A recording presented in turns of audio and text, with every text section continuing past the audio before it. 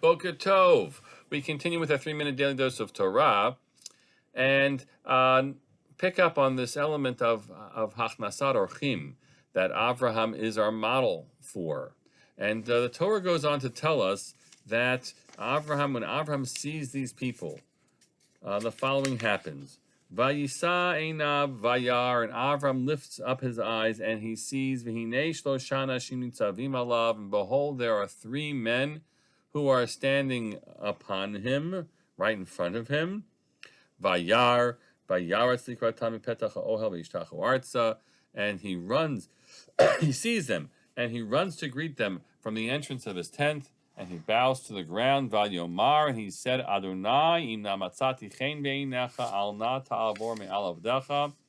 My master, if I have found favor in your eyes, please don't leave, don't pass for your servant. So who is he talking to when he says that phrase, Adonai, im namatzati chen beinecha? And here there's a dispute as to whether this is Lashon Chol or Lashon Kodesh. Is this use of the phrase, my master, a way which we refer just in a general honorific to another human being? Sir, dearest, kind sir, as Rashi says, Lagadol Shabahem Amar. And he's speaking to the most clearly the leader of the cluster of people in front of him. They can makes out who they are, so he speaks in an honorific way. He calls them all Adonim, and he says, "Don't pass by." Davar Acher, says Rashi, Kodesh hu, that this is a holy reference, and he's speaking to God. If he's speaking to them, so then he's like, it's fascinating. Like he's desperate, as we described yesterday, desperate to do this act of Hachnasat Orchim. It's just so important to him to do, and that's and I will note how hard it is for us in our community where this has become a wonderful norm, where we welcome in others.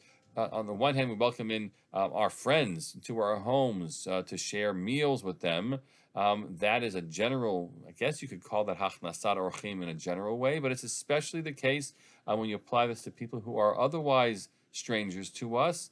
We do this when we get a phone call. I get a phone call in the middle of the week. Someone who's got someone in the hospital. They need to set things up.